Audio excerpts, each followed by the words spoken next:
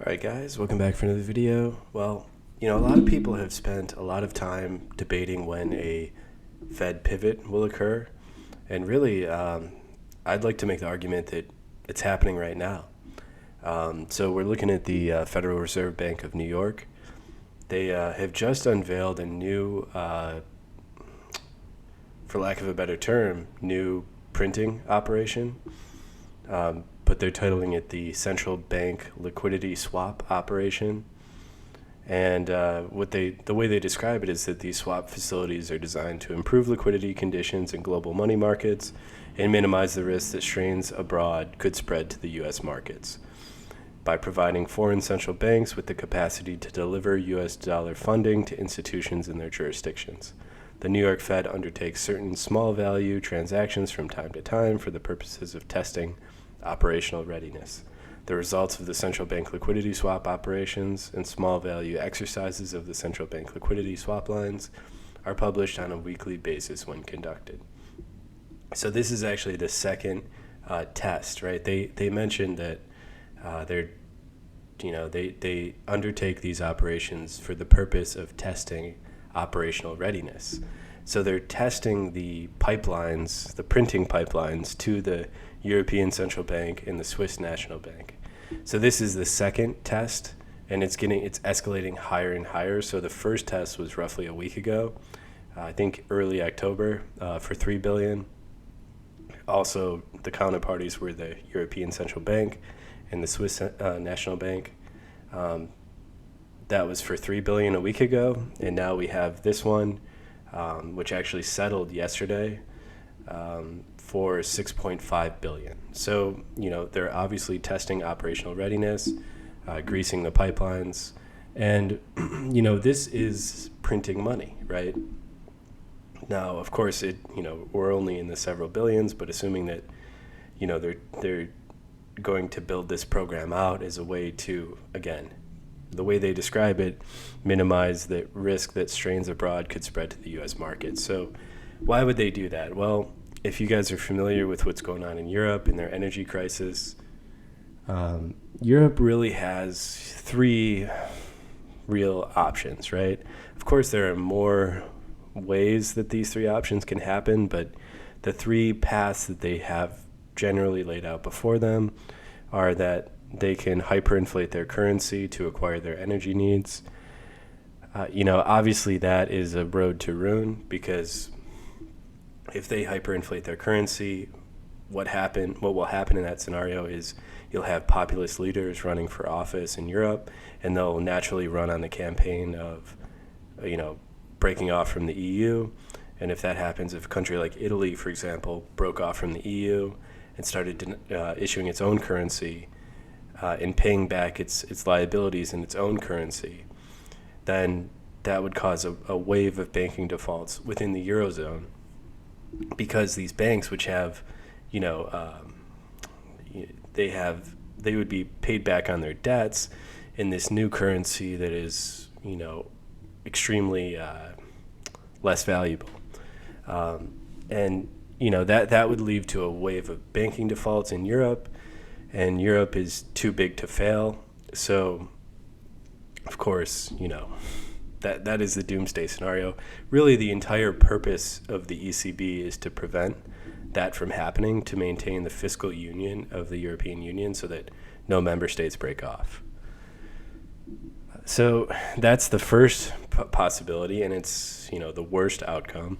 The other potential scenario is that European countries reopen trade with Russia. The reason why they're in such a dire situation is because they can't secure their own energy needs. They previously relied on Russia for their energy needs. But, now that there's a war with Russia and those trade routes have been shut off, there's, it puts a hyperinflationary pressure on their currency that could be resolved by just simply reopening trade with Russia. Although that's unlikely to happen.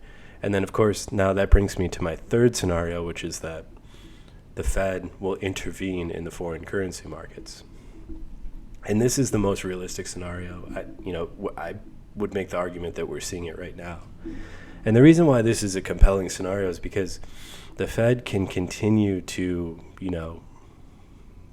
to pursue its domestic policy in America, restricting liquidity and raising interest rates, while simultaneously injecting dollar-based liquidity abroad and helping, America's allies, right? Because if you think about this in the global geopolitical context,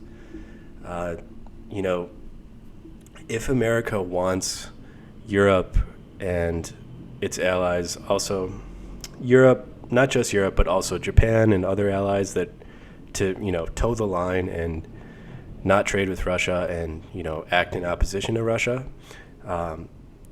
then they need to help them avoid a hyperinflationary situation in their countries when they're dealing with an energy shortage. And again, that's what we're seeing right now. The Fed is greasing the operational lines for these credit swap operations, and really at the end of the day, this is a bailout of Europe and bailout of the European banking system. And it is a it will, if it's done at scale, it will lead to the devaluation of the dollar. There's no way around it. The amount of U.S. dollar liquidity that would need to be injected into Europe to prevent Europe from collapsing under a hyperinflationary pressure, is very significant. And it will lead to devaluation of the dollar in real terms, right? You may still see the dollar maintain strength relative to other fiat currencies just because of the financing, the cost of capital surrounding the U.S. dollar, right? The interest rates are just higher. And in the Forex markets, capital just chases yield. So, if you have the U.S. dollar, yielding, U.S. Treasury yielding I don't know the exact rates, but roughly 4%, higher than 4% on, say, a 10-year note. And, then you have like a Japanese 10-year yielding 0.25%. Capital is going to chase the yield.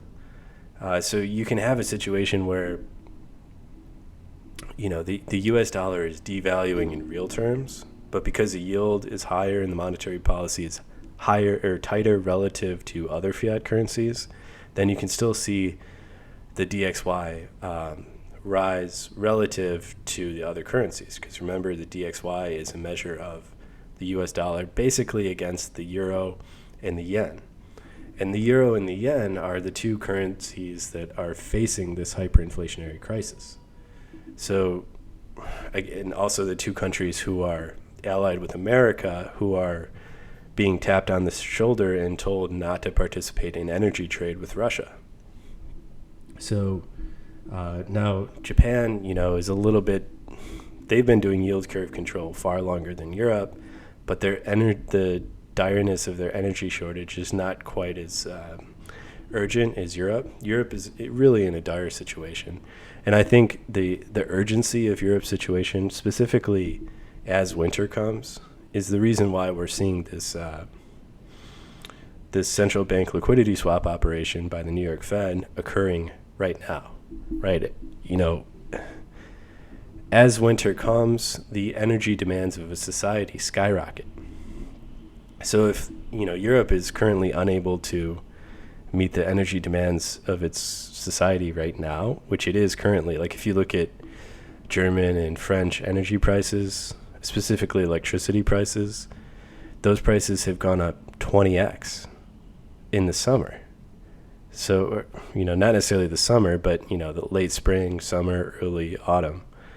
So to go up 20x during the period of the year where energy demand is historically at the lowest, it doesn't look good for winter, right? If there's no intervention. And I think that's why we're seeing the intervention right now.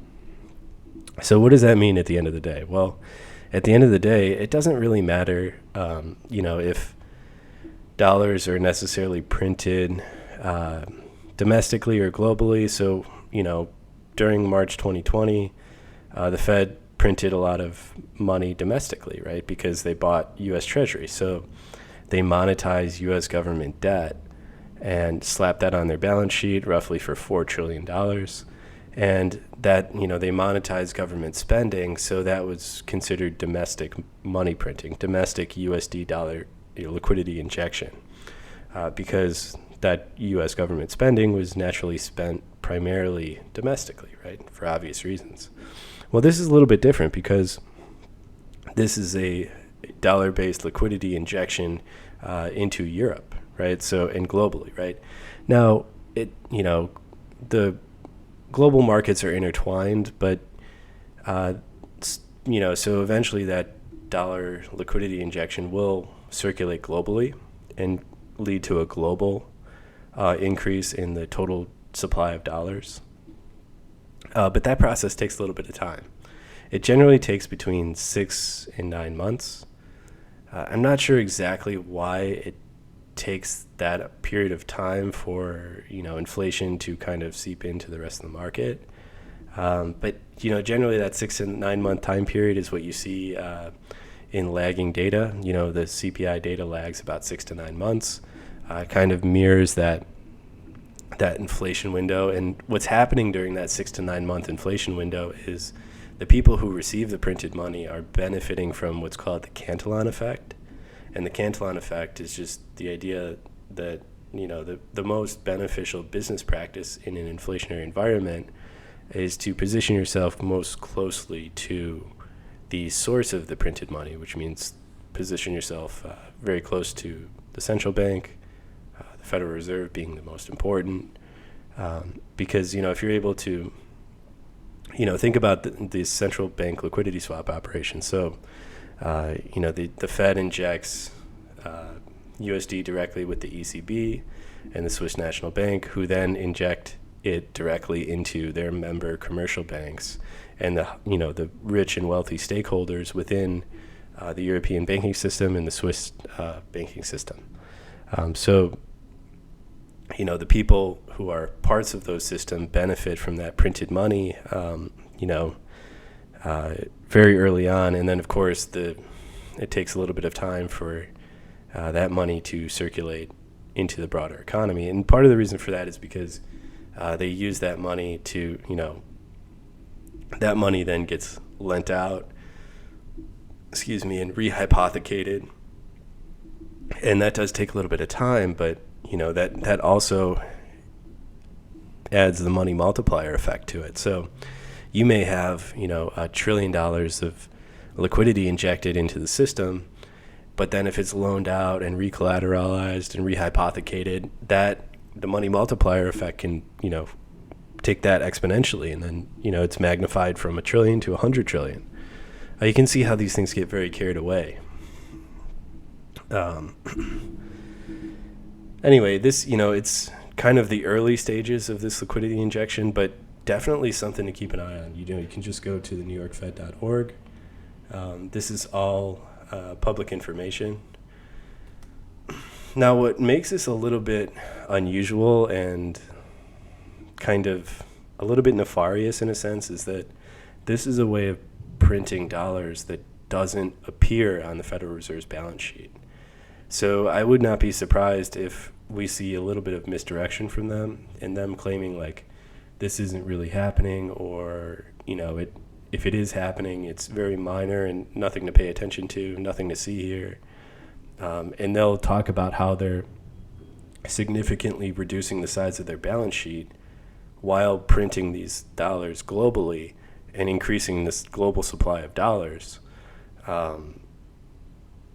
just in a way that doesn't appear on their balance sheet, right? So there'll be a lot of, just my opinion, there'll probably be a lot of misdirection from the Fed, a lot of gaslighting, because they have plausible deniability to pretend like, to claim that they're tightening financial conditions and, doing quantitative tightening domestically. And, they do have a realistic argument. They are not printing money domestically currently right now. So they can maintain these two different approaches globally and domestically, and maintain their alliances with the countries that they need to maintain their alliances. Remember, the Fed is now like a government arm, so geopolitics does play into it. every once in a while they get tapped on the shoulder to say, hey, you need to, I'm sure they've been tapped on the shoulder by the U.S. Treasury saying, hey, we need to maintain our alliances with these countries, so you gotta intervene in these markets. Anyway, yeah, and then I guess I'll just end with the notion that, if you are trading Bitcoin and you are concerned with a Fed pivot or monetary debasement, what you want to be focused on is you want to be focused on the amount of dollars in circulation, not necessarily interest rates. If we are trading Bitcoin, what we're ultimately concerned with is the amount of dollars in circulation globally.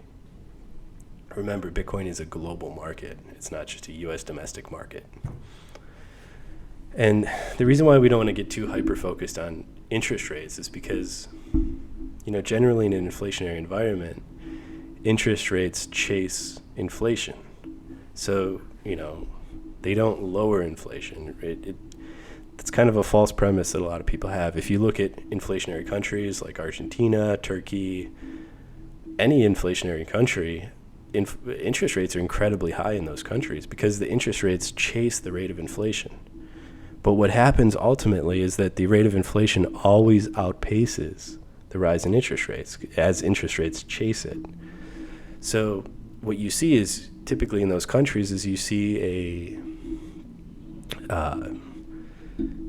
rise in nominal interest rates, but the gap between nominal interest rates and rate of inflation generally continues to expand somewhat significantly while nominal interest rates are chasing inflation. So nominal interest rates are going up, but the real rate of inflation is, the real interest rates are getting more deeply negative. So, that's something that's commonly seen. Even if you take like Weimar Germany, for an example, like the poster child for hyperinflation, Weimar Germany also had some of the highest interest rates ever recorded in history as interest rates attempted to chase the highest level of inflation ever recorded in history. So I'll just leave it right there, but I hope you guys, found this interesting. This is definitely something to keep an eye on. People have been waiting for a Fed pivot for a while, and I think we're starting to see the beginning etchings of that taking place. Anyway, I hope you guys like this video. If you haven't subscribed to the channel already, please subscribe below, and I'll catch